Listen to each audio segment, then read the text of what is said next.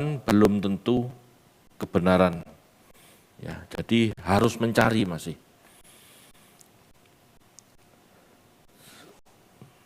Tema atau subtema sore hari ini kanon dan tujuannya.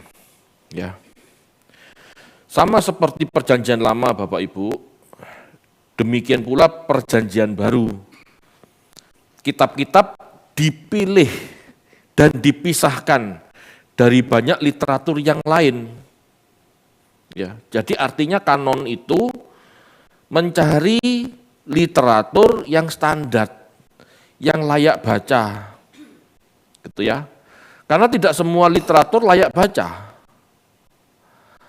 Ada yang dongeng, gitu ya. Ada yang mitos, ada yang campur, ada fakta, ada dongeng, gitu ya. Banyak, ya banyak.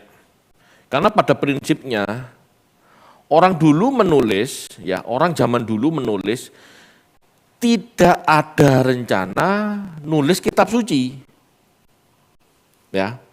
Jangan pernah berpikir orang zaman dulu berencana menulis kitab suci. Termasuk mereka yang percaya Yesus ini. Mereka hanya menuliskan apa yang mereka pahami. Mereka hanya menuliskan keyakinan mereka. Tidak berniat menulis jurnal ilmiah atau sejarah yang faktual, tidak. Berbeda sama tugas mahasiswa zaman sekarang. Nah, lain. Ya. Lain. Zaman itu tulisan tidak direncana sebagai kitab suci. Kita yang hidup di zaman selanjutnya saja yang menganggap itu suci. Sebetulnya itu bukan kitab suci, tetapi khotbahnya Rasul, gitu ya, atau pesan-pesan Rasul kepada jemaat tertentu. Tidak ada niatan buat kitab suci. Jadi kita membaca surat-surat itu harus memahami maksud sucinya, harus memahami, ya, harus memahami kebenarannya di mananya, di hikmatnya, di pesannya. Ya. Dari cerita yang ada, maksudnya Rasul ini nulis surat ini apa? Gitu. Tidak berniat membuat sebuah karya dogma atau teologia sistematika, tidak. Apa yang dia pahami, dia tulis, dia sampaikan kepada jemaat. Jadi sangat tidak sistematis. Nah, itu harus dipahami. Oke. Jadi setelah buku-buku itu dipisahkan lalu dipilih, dianggap yang baik, yang benar yang mana, lalu ditutup, lalu disepakati ditutup supaya tidak liar, supaya tidak semua bacaan diyakini dan dijadikan doktrin. Itu maksudnya. Enggak bisa. Ya. Jadi Alkitab yang kita baca Bapak Ibu bukan satu-satunya literatur saat itu. Ada banyak. Hanya saja kitab-kitab yang ada di dalam kitab suci ini sudah distandar, sudah disahkan, sudah disepakati. Siapa yang menyepakati? Bapak-bapak gereja, gereja mula-mula. Yang menyepakati ini sebagai Alkitab bukan Tuhan, tapi bapak-bapak gereja. Yang kita yakini diinspirasi Roh Allah. Paham Bapak Ibu? Jadi jangan memperlakukan kitab ini seperti Allah sendiri, bukan. Ya. Dalam membaca kitab ini masih kita harus saring, harus pahami konteksnya. Karena perspektif penulis belum tentu sama dengan perspektif Rasul, belum tentu sama. Rasul yang memahami dari Tuhan Yesus sendiri belum tentu memiliki persepsi yang sama juga dengan apa yang Tuhan maksud. Belum tentu, kalau kita berpikir secara manusia ya, belum tentu. Apalagi yang nulis. Apalagi yang nulis ini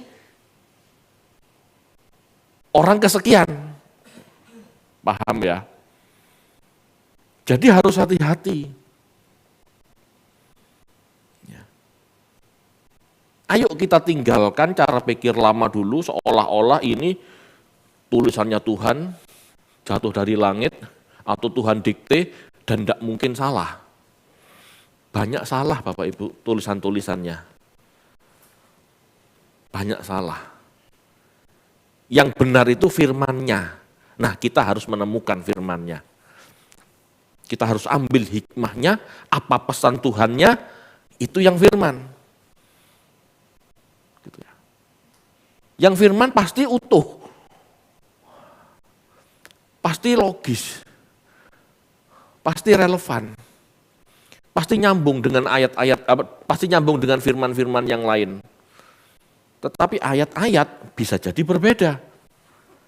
Karena dalam setiap penulis Alkitab ini bisa jadi antara penulis yang satu dengan yang lain punya sudut pandang yang berbeda. Meskipun tidak bertentangan ya. Tolong tuliskan gajah. Pak Menlu mendeskripsikan gajah dari samping. Bu Seli mendeskripsikan gajah dari depan. Sama-sama gajahnya yang dimaksud. Tetapi bisa tidak deskripsinya beda? Beda bisa. Yang satu lihat dari samping, yang lihat dari depan. Apalagi yang lihat dari belakang, bokongnya tok sama kiwir satu. Kan sudah beda. Gitu. Disinilah kita harus belajar Alkitab secara komprehensif. Ya. Di kanon artinya dipilih dan dipisahkan dengan literatur lain serta dianggap benar. Ya. Kanon Perjanjian Baru ini Bapak Ibu tidak sekali jadi. 2 abad lebih baru selesai.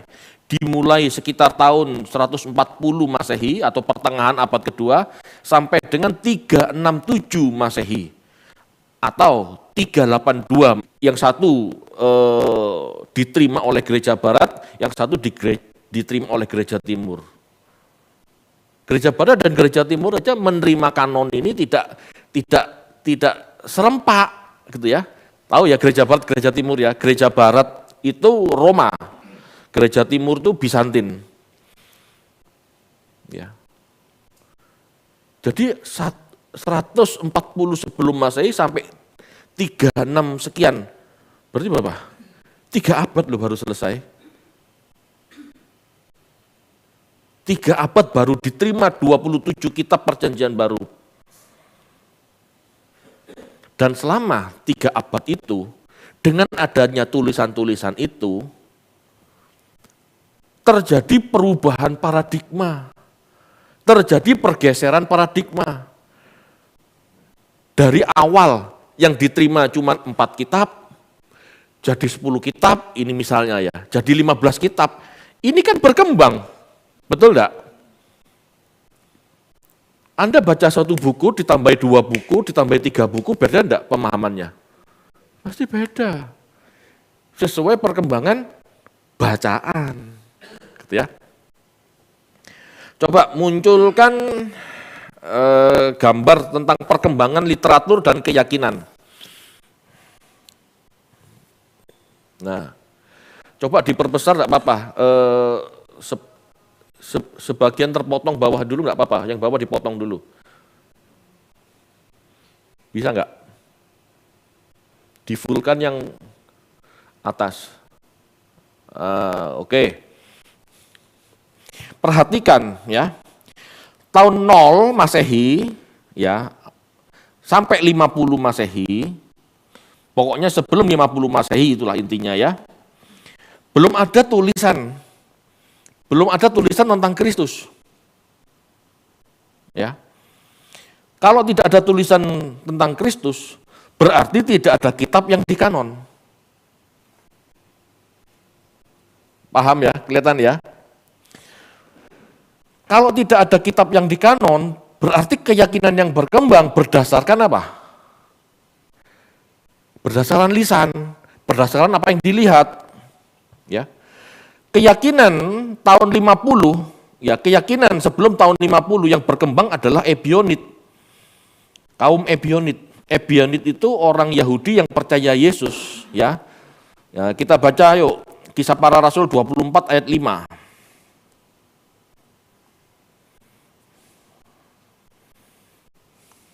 Kisah Para Rasul 24 ayat 5. Telah nyata kepada kami bahwa orang ini adalah penyakit sampar, seorang yang menimbulkan kekacauan di antara semua orang Yahudi di seluruh dunia yang beradab, dan bahwa ia adalah seorang tokoh dari sekte orang Nasrani. Sekte orang Nasrani. Sekte orang Nasrani itu apa? Orang Nazaret yang percaya Yesus. Orang Nazaret yang percaya Yesus itu Nasrani. Nah, Ebionit ini kemungkinan besar pecahan dari Nasrani. Ya, pecahan dari Nasrani. Ya. Sekali lagi kalau Anda mendengar pengantar perjanjian baru, banyak sekali golongan-golongan saat itu ya. Dalam keyahudian itu banyak golongan. Ya. Kaum Nasrani ini juga diduga ada pengaruh dari Yakobus, saudara Yesus. Ya, kita baca yuk Galatia 2 ayat 12. Galatia 2 ayat 12. Karena sebelum beberapa orang dari kalangan Yakobus datang, ia makan sehidangan dengan saudara-saudara yang tidak bersunat, tetapi setelah mereka datang, ia mengundurkan diri dan menjauhi mereka karena takut akan saudara-saudara yang bersunat. Nah, ada dikatakan kalangan Yakobus. Bisa jadi, ya bisa jadi kalangan Yakobus inilah kaum Nasrani, ya orang-orang Yahudi yang percaya Yesus, ya Yahudi yang percaya Yesus. Yakobus itu kan orang Nazaret juga kan namanya saudara. Jadi kemungkinan besar Ebionit ini adalah sekte-sekte yang seperti Nasrani itu. Ya, ada yang menduga Ebionit ini pecahannya Nasrani, ya. Pecahannya Nasrani, pecahnya di mana, di dalam pemahaman yang apa kita nggak bisa saya belum menemukan, ya, belum menemukan perbedaannya di mana. Tetapi yang pasti, ya, kaum Ebionit, orang Yahudi yang percaya Yesus ini menganggap Yesus manusia seutuhnya, bukan ilahi. Ya, Yesus manusia seutuhnya, lahir dari hasil hubungan Yusuf dan Maria. Ya. Ingat ya, saat itu belum ada kitab Matius dan kitab Lukas. Ya kan, ini kan tahun 50. Jadi belum ada kisah tentang Maria didatangi malaikat, kisah tentang Yusuf ya yang didatangi malaikat, belum ada. Belum ada kisah itu. Jadi orang-orang itu meyakini Yesus adalah manusia seutuhnya, lahir dari hasil hubungan Yusuf dan Maria. Ya, mereka meyakini Yesus hanya menggenapi Taurat sebagai korban tebusan dan sebagai guru yang mengajarkan Torah yang benar.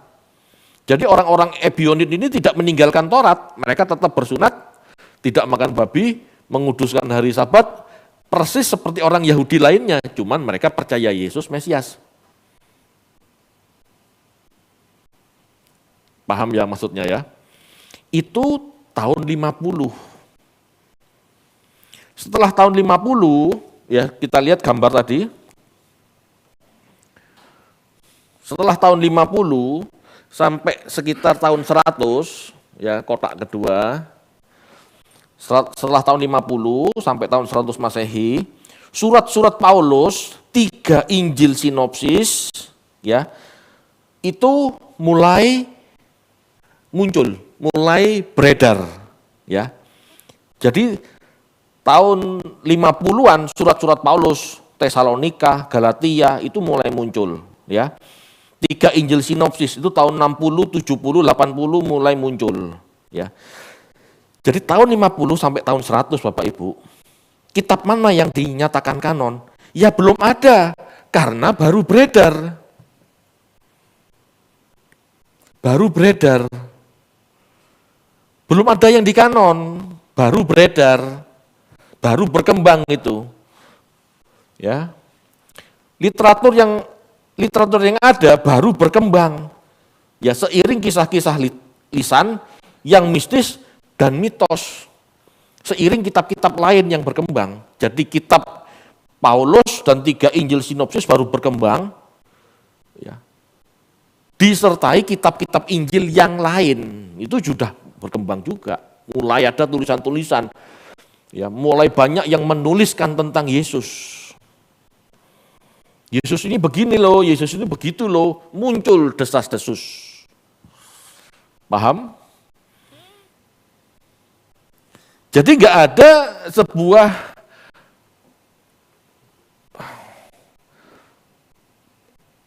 bukan tidak ada ya, tetapi sulit menemukan fakta yang sesungguhnya gitu loh ya. Karena beredar ya tradisi lisan. Banyak gitu ya. Sedangkan surat Paulus baru berkembang, 3 Injil sinopsis baru berkembang. Tahun 50 Masehi sampai tahun 100 Masehi, gambar tadi tolong munculkan.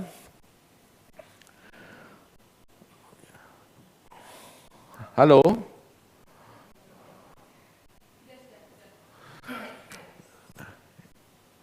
Ya, tahun 50 sampai 100 Masehi, biarkan ini begini terus, enggak perlu muka saya yang digambar, yang difoto ya, yang disorot. Ini aja yang penting. Tahun 50 sampai 100 Masehi, keyakinan yang berkembang, ya karena saat itu surat-surat Paulus yang berkembang, gitu ya, maka keyakinan yang berkembang adalah Pauline teologi. Pauline itu Paulus ya, sebutan kalau di dunia teologi, teologinya Paulus itu namanya Pauline teologi. Jadi yang berkembang adalah teologinya Paulus. Karena surat Paulus yang pertama berkembang saat itu. Dan Gnostik. Gnostik itu muncul tahun 80 ke atas, 70 80 ke atas. Ya ini pengaruh filsafat Yunani.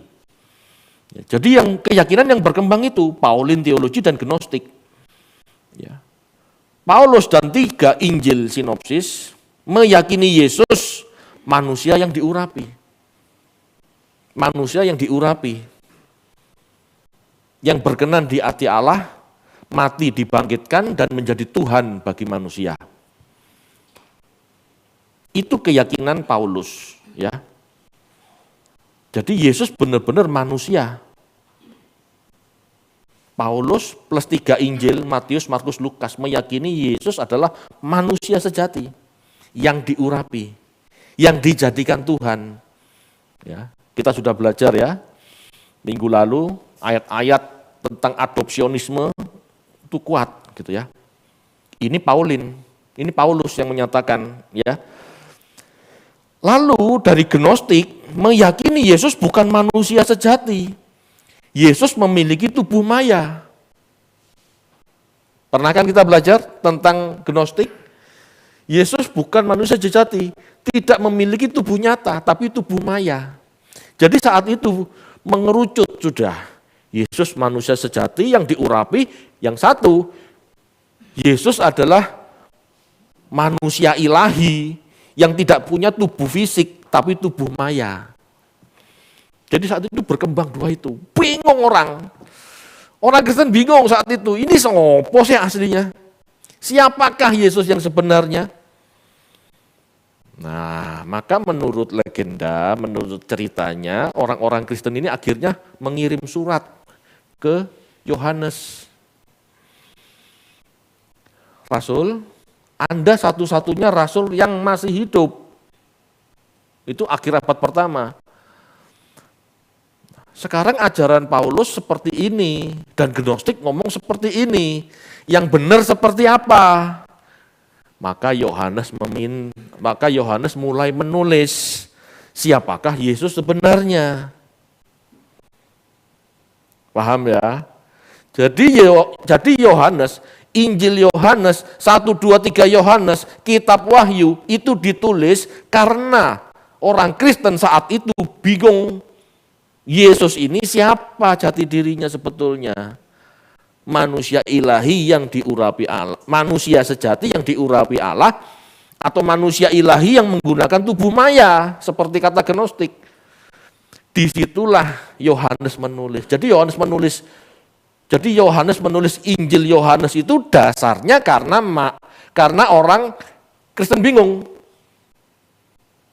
Maka dibuatlah Injil Yohanes. Ya. Nah, lanjut.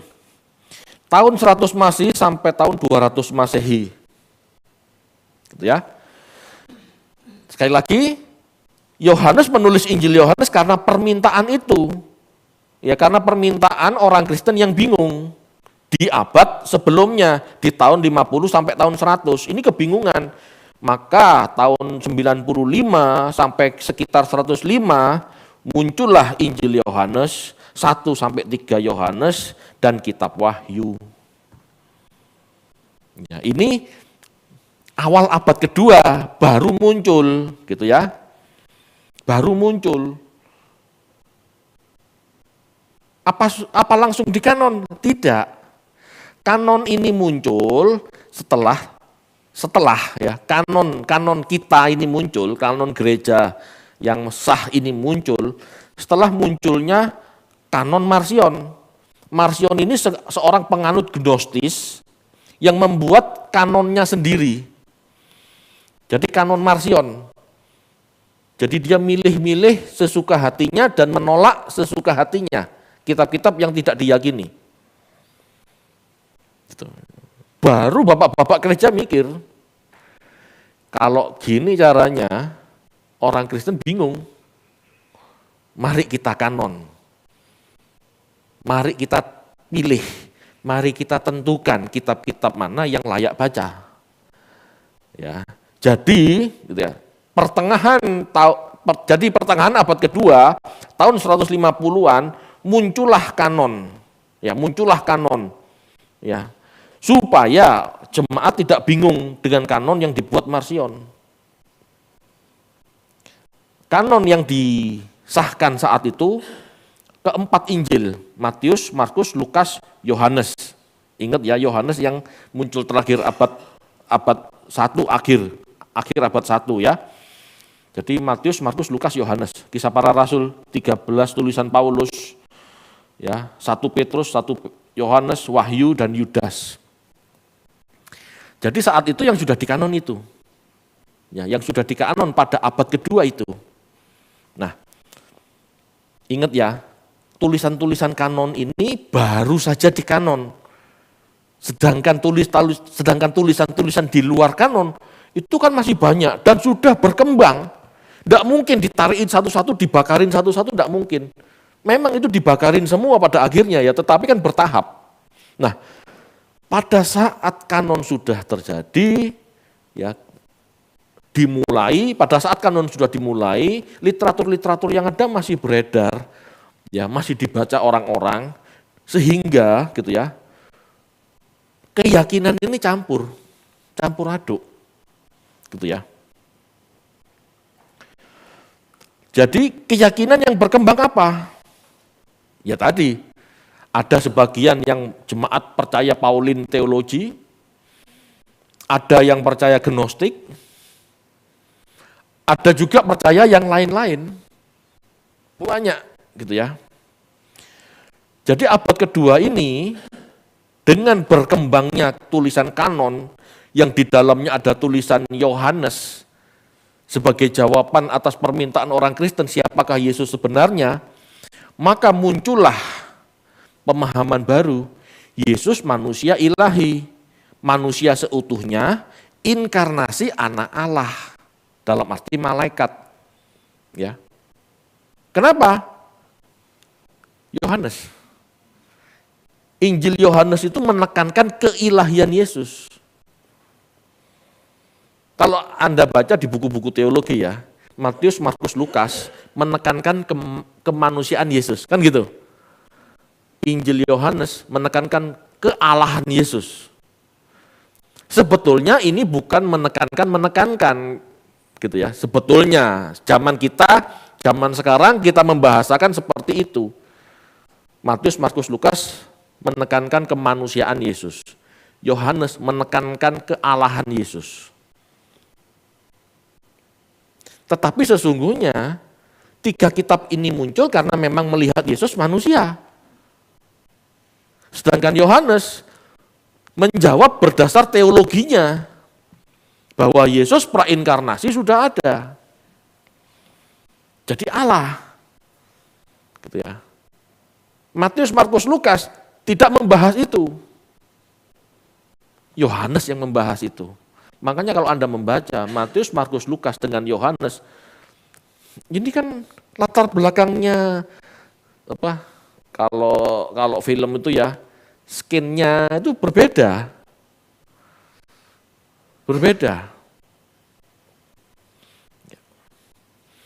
Oke, lanjut.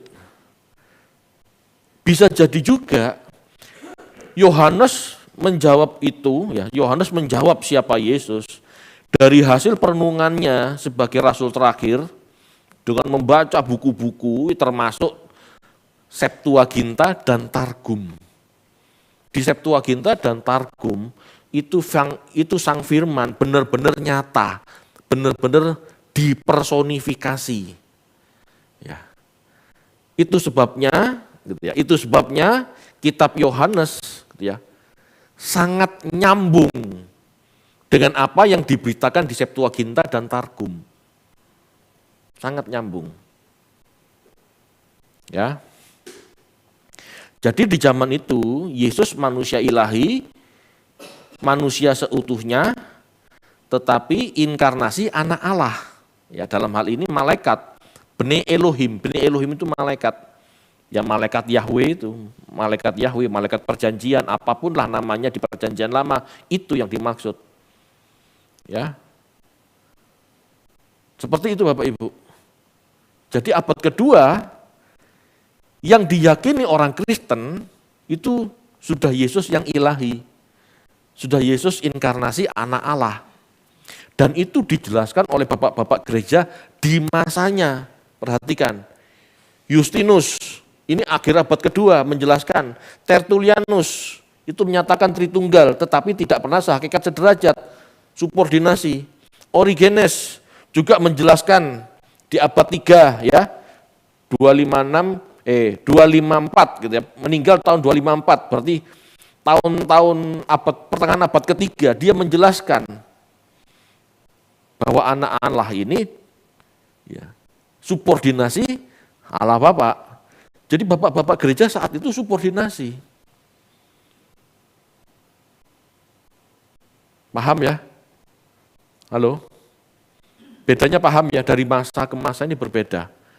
Baru nanti setelah konsili Nisea, antara Arius yang subordinasi dengan Athanasius yang Tritunggal sehakikat sederajat, ini debat di konsili dan diputuskan gereja mengadopsi doktrin Tritunggal sehakikat sederajat. Jadi begitu Bapak Ibu. Sebelum konsili, keyakinan jati diri Yesus itu siapa, itu banyak versi. Itu banyak versi. Versi orang Yahudi, Yesus manusia biasa, ebionit. Versi Paulus, manusia yang diurapi, yang berkenan di hadapan Allah, dan dijadikan Tuhan. Itu Paulus. Versi Yohanes, Yesus adalah inkarnasi anak Allah, Malak Yahweh. Begitu abad selanjutnya, abad ketiga, abad keempat, tahun 325, masuk konsili Nisea, Yesus sehakikat Bapa. Sederajat Bapa, sejajar. Jadi Tritunggal sehakikat sederajat 100% manusia, 100% Allah gitu ya. Itu Tritunggal, abad 4. Tahun 325. Nanti lebih parah lagi, orang-orang Pantai Kosta ya, meyakini Bapak ya anak, anak ya Roh Kudus ya Allah. Itu oneness. Gitu. Ya. Jadi kanon PB tidak dilakukan sekali jadi, ada proses.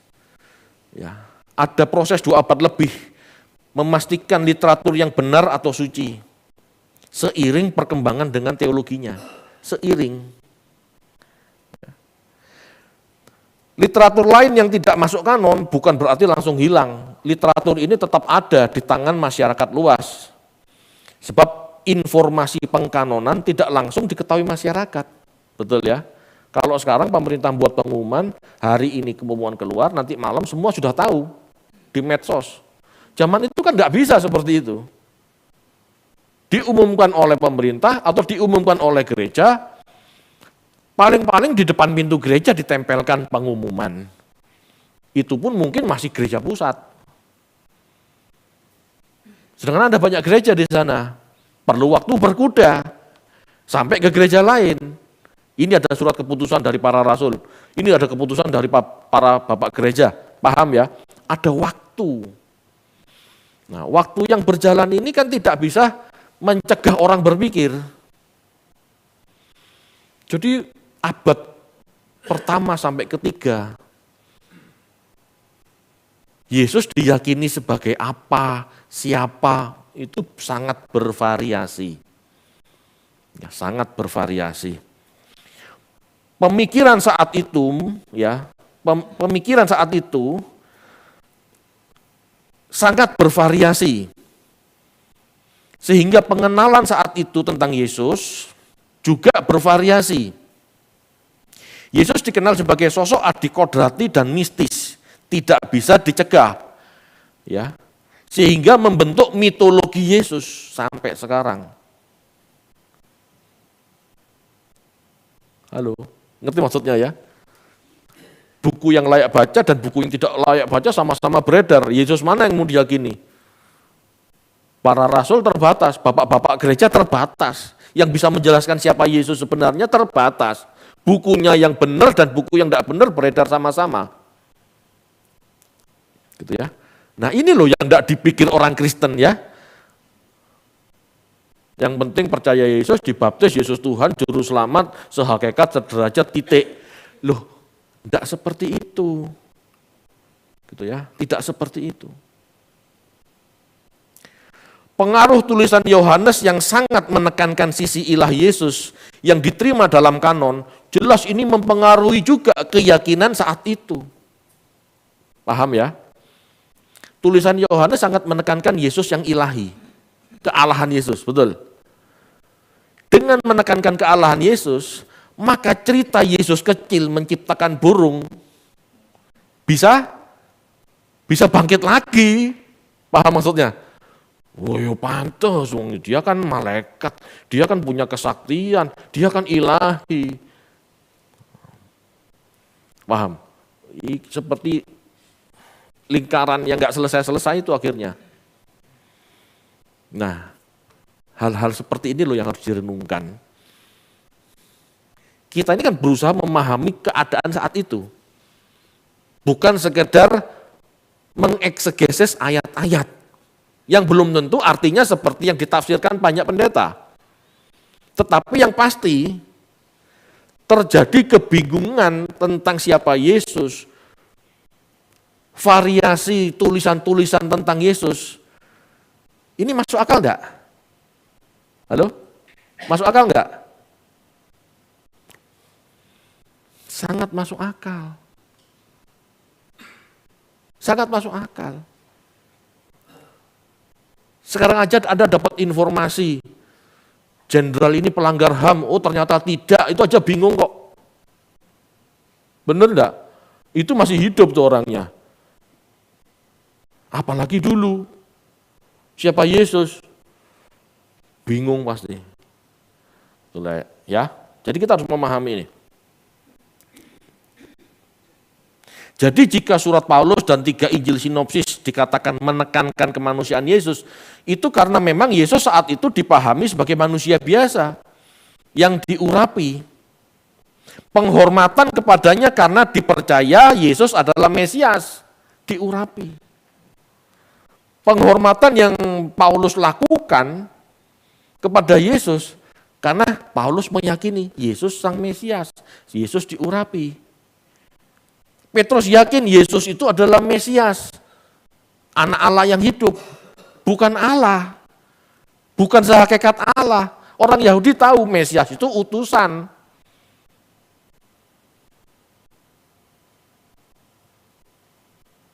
Paham maksudnya ya? Pada saat Yesus ngomong, menurut kamu siapa aku, Petrus? Kau Mesias, anak Allah yang hidup. Bagus, itu dari Allah. Benar kan? Tapi begitu Yesus ngomong, aku akan mati. Ya, aku akan mati melakukan tugas dari Bapa. Gitu ya. Petrus langsung apa? Jangan. Enggak seperti konsepnya. Berarti Petrus punya konsep. Gitu. Bapak Ibu, jadi semua ini tentang pertentangan, perdebatan konsep teologi. Ya. Perubahan teologi yang menekankan keilahian Yesus muncul setelah tulisan Yohanes yang sejaman. Jadi awal abad pertama. Ya. Awal abad pertama, Yohanes menjelaskan, pada mulanya adalah firman-firman bersama-sama dengan Allah gitu ya. Oh, Yesus itu sang firman. Orang saat itu memahaminya Yesus ya sang firman, menjelma, inkarnasi. Apa yang diyakini gereja saat ini adalah keyakinan turun-temurun masa itu. Kalau saat ini ada yang menafsir Yesus mengenakan firman, itu kan tafsiran yang baru. Yang berusaha memahami sejatinya Yesus siapa. Tapi saat itu orang memahaminya Yesus memang inkarnasi. Malaikat Yahweh, inkarnasi anak Allah. Tidak sulit bagi orang zaman itu meyakini itu. Kenapa? Pikirannya kan masih mitos. Paham ya? Ada kisah Hercules, ada kisah Horus. Horus kan begitu. Ada kisah Kresna, lahir dari perawan, setengah dewa. Tidak sulit bagi orang zaman itu untuk meyakini Yesus inkarnasi Malak Yahweh. Tidak sulit. Gitu ya. Itulah keyakinan yang berkembang. Ya. Origenes ya, abad 3 tadi mengajar Trinitas itu bertingkat. Tritunggal itu bertingkat, tidak sejajar. Origenes mengajarkan Bapa lebih besar daripada Anak, yang lebih besar daripada Roh Kudus. Hanya Bapa Allah sejati. Hanya Bapa Allah sejati. Anak Allah sama dengan Allah hanya pada tingkat yang lebih rendah. Sama-sama Allah, tetapi tidak lebih tinggi dari Bapa. Gitu maksudnya. Itu Origenes. Jadi saat itu pertimbangannya memang subordinasi. Ya, ini kan sejarah pemikiran, sejarah teologi. Saya menceritakan ini supaya Anda tahu, di zaman itu orang sudah kisruh masalah siapa Yesus. Paham ya?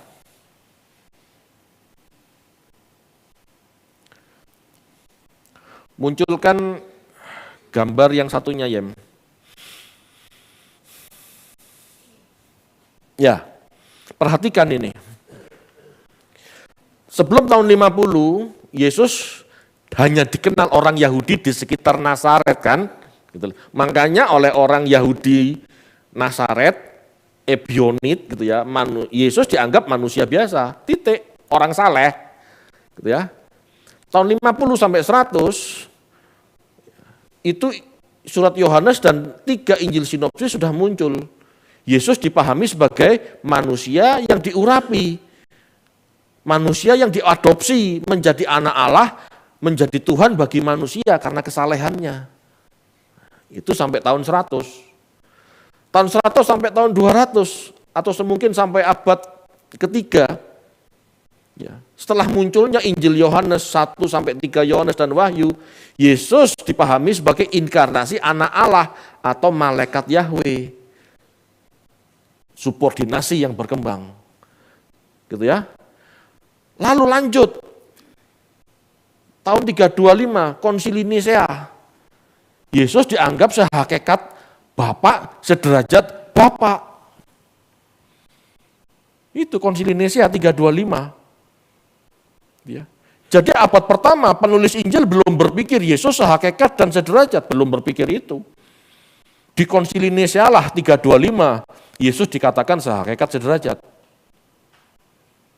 Abad pertama, abad para rasul dan bapak-bapak gereja mula-mula tidak berpikir ada duinatur Yesus, 100% manusia, 100% Allah seperti teolog sekarang, juga tidak ada. Duinatur Yesus ini baru berkembang di kemudian hari di Konsili Kalsedon tahun 451, 5 abad setelah Yesus lahir, baru pemikiran 100% manusia, 100% Allah baru muncul. Yesus 100% manusia, 100% Allah itu baru muncul 451 Masehi di Konsili Kalsedon. Menyatakan bahwa Kristus memiliki dua sifat yang tidak dapat bercampur, tidak berubah, tidak dapat dibagi-bagi, dan tidak dapat dipisahkan. Bingung enggak? Ayo, bingung enggak?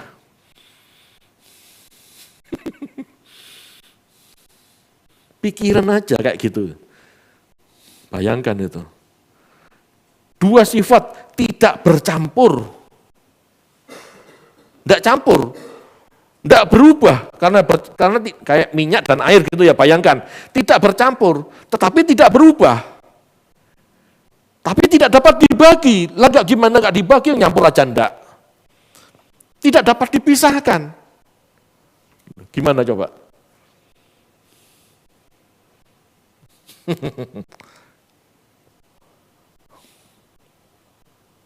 Seperti minyak dan air gitu maksudnya dalam gelas. Jadi switch gitu ya. Sekali-sekali jadi air, sekali-sekali jadi minyak gitu. Kan kacau kan doktrin kayak begini.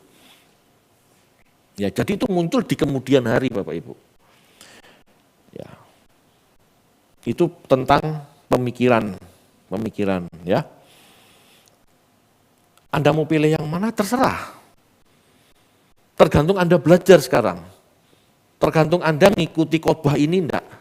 Tergantung Anda ngikuti khotbah-khotbahnya Logos enggak. Tergantung Anda mendengarkan khotbah-khotbahnya yang lain enggak. Kan banyak pendeta-pendeta yang ngomong soal kristologi. Anda harus dengar dan Anda renungkan yang mana yang benar. Kalau saya gampang. Saya kembali yang dipahami Rasul Paulus.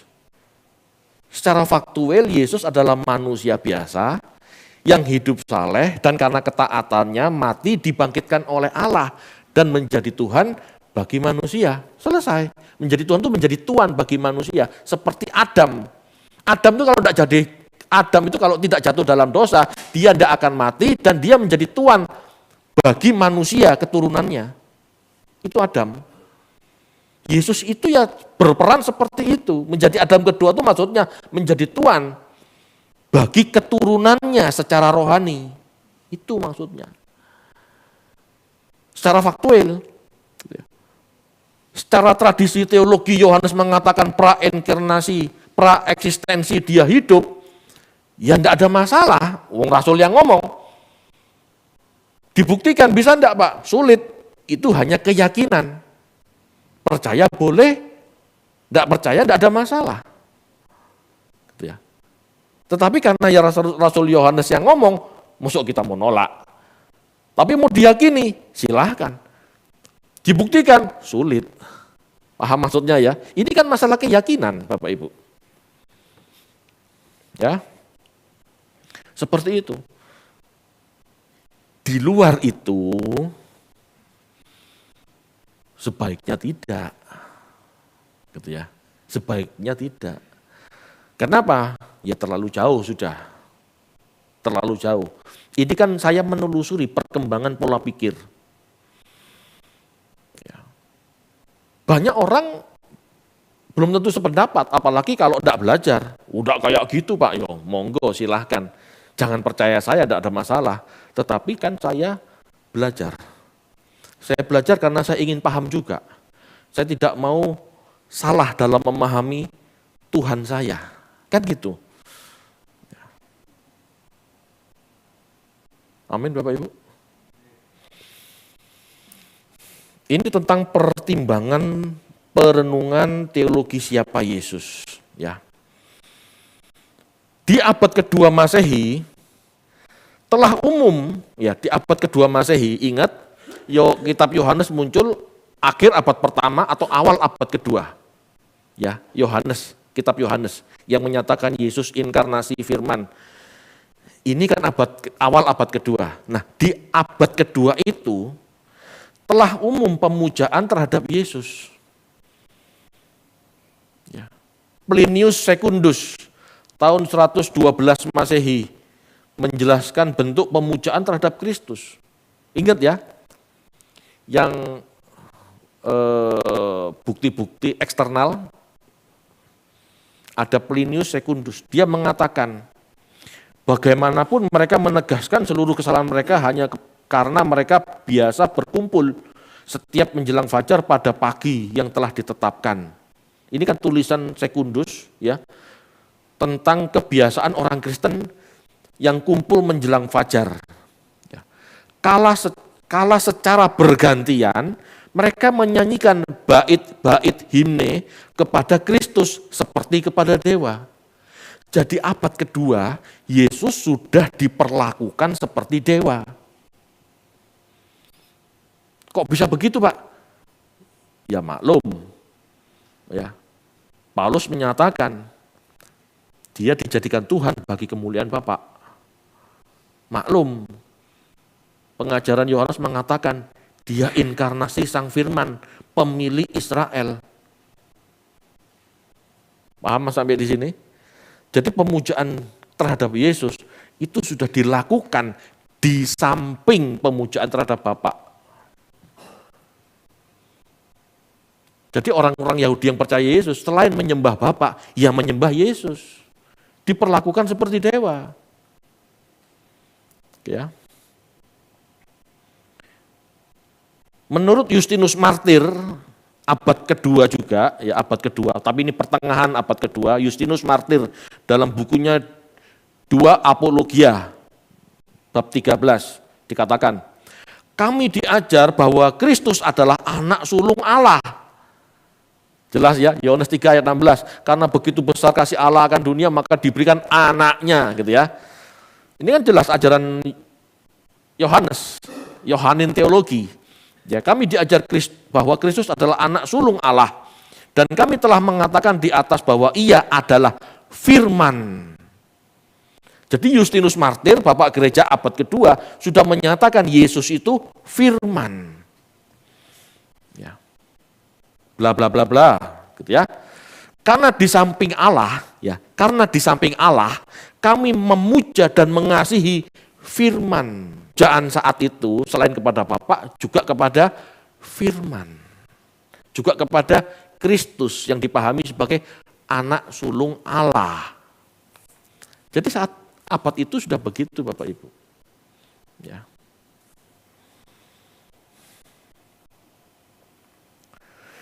Bapak Ibu, dengan membahas kesejarahan dan kebenaran ini, saya hendak mengajak orang percaya fokus pada yang utama dari ajaran Tuhan. Jangan terpesona dengan doktrin begini dan begitunya. Dengan apa yang saya sampaikan ini Anda bisa memilih Yesus seperti apa yang Anda pahami, gitu ya. Enggak harus ngikut-ngikut saya. Silahkan. Tetapi setidaknya Anda tahu cara berpikir orang Kristen zaman dulu. Ya, Anda tahu cara berpikir orang Kristen zaman dulu. Anda tahu bagaimana orang percaya zaman dulu memandang Yesus. Ada yang model begini, ada yang model begitu, ada. Dan itu tidak pernah dikatakan salah atau sesat sampai Konsili Nisea 325. Sebelum Konsili 325, semua pola pikir, semua sudut pandang itu tumbuh bersama. Tidak ada yang menyesat bidatkan. Begitu di Konsili Nisea diputuskan bahwa Yesus sehakikat Bapa, sederajat gitu ya. Baru selain itu dinyatakan sesat, bidat, salah. Kenapa Pak diputuskan satu doktrin untuk menjaga kestabilan politik di Kekaisaran Roma? Itu yang paling penting. Jangan sampai setiap bangsawan punya teologi sendiri. Kalau setiap bangsawan punya teologi sendiri, punya pasukan sendiri, nanti antar sekte bisa perang. Persis seperti pemilu. Halo? Pendukung paslon A, pendukung paslon B, waduh hujat-hujatan, jelek-jelekan. Untung pas pemilu tok. Tapi zaman itu kan nggak seperti itu. Setiap bangsawan, setiap raja di backup sama imam-imam yang teologinya beda-beda. Perang enggak kira-kira? Pasti perang. Itu tidak baik buat sebuah kekaisaran sebesar Roma. Maka Kaisar Konstantin mengadakan konsili. Ayo gereja sepakat yuk. Begitu Bapak Ibu. Ya. Sebetulnya perbedaan itu hal yang memungkinkan karena setiap orang membaca dari sudut pandang yang berbeda. Kalau orang itu pengikut Paulus, ya Yesus manusia biasa yang diurapi. Seperti orang Yahudi pada umumnya meyakini Yesus manusia biasa. Cuman Paulus mengatakan Yesus itu dibangkitkan karena kesalehannya dan dijadikan Tuhan buat manusia. Ini orang Yahudi yang lain nggak setuju. Gitu. Dilihat dari sudut pandangnya Yohanes, beda lagi sudah. Tetapi tidak bertentangan. Kan ini Yesus cuman gini, Yesus penjelasan Yohanes ini kan hanya tentang praeksistensi Yesus. Nggak ada masalah itu. Gitu. Ya, Bapak Ibu. Jika pemahaman jati diri Yesus berkembang, gitu ya. Lihat gambar tadi, ya, yang terakhir tadi, mulai dari Yesus manusia biasa, manusia diurapi, lalu inkarnasi anak Allah, lalu sehakikat Allah. Ini kan berkembang, ya. Dan ini gradasi loh, enggak gradasi tahu ya gradasi ya. Dari putih ke hitam itu enggak langsung putih hitam, ngerti ya? Campur baur, pemikiran yang begini, yang begitu, enggak begini, enggak begitu, itu macam-macam.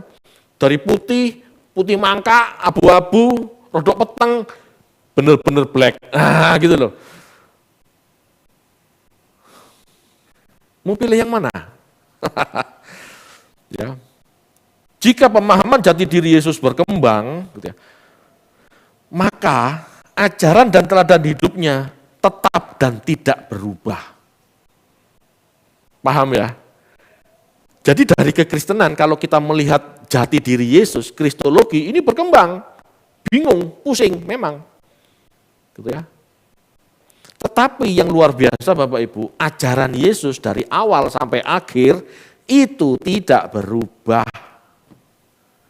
Ya, ini yang penting. Tujuan Injil diberitakan adalah untuk mempersiapkan masyarakat kerajaan Allah, yaitu membentuk manusia yang beradab, bermoral, serupa Allah. Inilah yang penting. Jadi orang Kristen ini jangan bingung, ribut, debat, masalah kristologi terus. Yang penting itu hidup serupa Yesus. Yesus mengatakan dalam Matius 22 ayat 37 sampai 39. Silakan Pak, coba.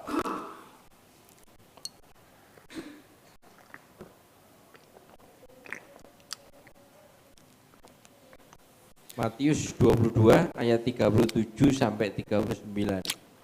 Jawab Yesus kepadanya, kasihilah Tuhan Allahmu dengan segenap hatimu dan dengan segenap jiwamu dan dengan segenap akal budimu. Itulah hukum yang terutama dan yang pertama. Dan hukum yang kedua yang sama dengan itu ialah kasihilah sesamamu manusia seperti dirimu sendiri. Nah, Yesus tidak ngomong, pahami kristologi dengan setepat-tepatnya, tidak ada. Yesus ngomong dua hukum yang terutama, kasihlah Tuhan Allahmu, kasihlah sesamamu manusia. Dan untuk menunjukkan kamu mengasihi Allah, hukum yang kedua, ini sama loh dengan yang pertama. Untuk menunjukkan kita mengasihi Allah, kasihlah sesamamu manusia. Jadi tidak ada yang membunuh manusia demi nama Allah, itu salah. Kenapa? Karena untuk membuktikan kita mengasihi Allah, kita harus mengasihi manusia. Amin. Itu yang penting. Di 1 Petrus, Petrus mengajarkan sebagai murid ya, kuduslah kamu sebab aku kudus. Ini sama dengan kasihlah Tuhan Allahmu. Paulus di Roma 12 ayat 2 mengatakan, janganlah kamu menjadi serupa dengan dunia ini, tetapi berubahlah oleh pembaruan budimu. Sehingga kamu dapat membedakan mana kehendak Allah, apa yang baik, berkenan, dan sempurna. Paulus mengajarkan, kejarlah apa yang baik, berkenan, dan sempurna. Bukan masalah kristologi. 1 Yohanes 2 ayat 6. Yohanes mengatakan, ia wajib hidup sama seperti Kristus telah hidup. Jelas Bapak Ibu. Yesus mengatakan, aku telah turun dari sorga untuk melakukan kehendakku. Aku telah turun dari sorga bukan untuk melakukan kehendakku, tetapi untuk melakukan kehendak Dia yang telah mengutus aku. Apapun yang Anda pahami, lakukan seperti Yesus lakukan. Itu yang penting. Ya. Bapak Ibu, kanon diadakan tujuannya untuk melakukan seperti yang Yesus perintahkan. Itu yang utama. Untuk mengenal Yesus, boleh kita cari, tetapi tidak perlu gaduh, ribut, apalagi sampai musuhan gara-gara kristologi. Tidak perlu. Karena kita dihakimi kelak menurut perbuatan kita, bukan menurut teologi kita, bukan menurut kristologi kita. Amin. Sesungguhnya, sejak awal berdirinya kekristenan, ada usaha demitologisasi. Ya, kita baca yuk 1 Timotius 4 ayat 7.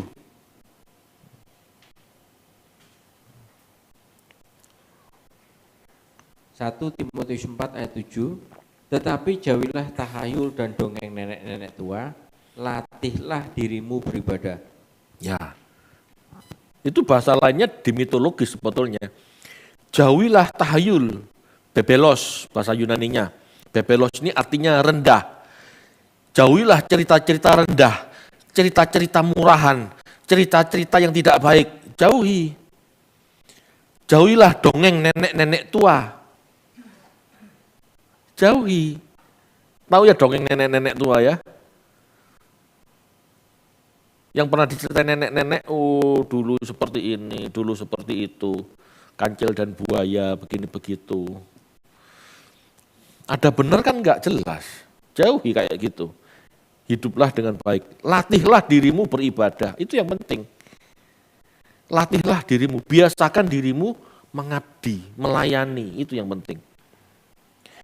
Masalahnya di zaman itu Bapak Ibu, seberapa besar jemaat mula-mula bisa menghapus mitos atau dongeng atau cerita nenek-nenek tua. Seberapa mampu. Orang zaman sekarang aja diceritain yang mitos masih percaya, apalagi orang zaman dulu.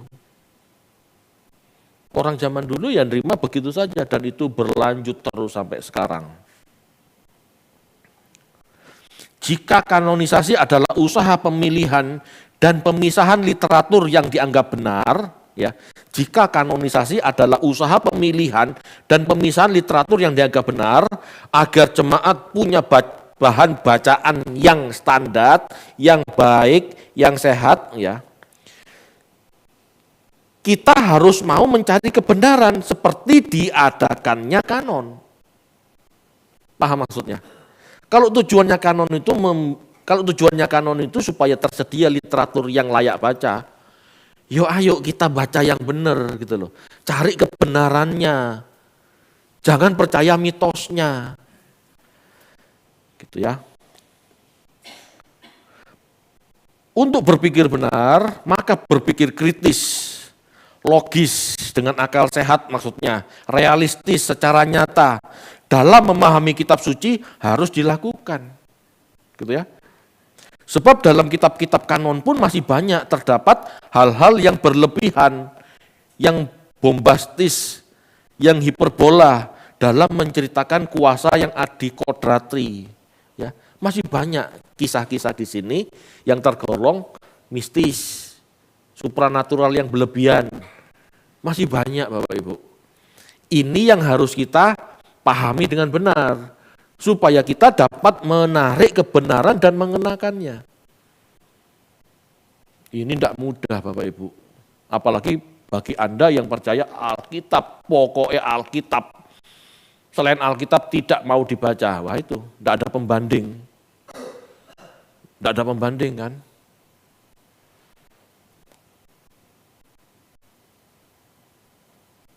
Repot. Kalau ada pembanding enak. Ya, kalau ada pembanding enak. Nah, pembanding ini harus hati-hati juga. Tidak semua pembanding itu benar kan, gitu loh.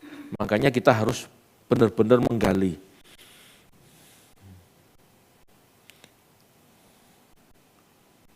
Kita harus mempertimbangkan Bapak Ibu, kebenaran, tiap-tiap kebenaran. Ini contoh ya. Bagi orang abad 19, tahun 1800-an, membaca Alkitab, atau tahun 1900-an, 1901, 1910 misalnya ya. Orang-orang yang pakai akal sehatnya, kalau orang yang nggak pakai akal sehat, asal percaya, yang penting Alkitab firman Tuhan, itu nggak bisa ditanya, percaya saja kan. Tetapi orang yang pakai akal sehatnya, pada saat ada cerita Yesus lahir dari perawan, bisa percaya enggak?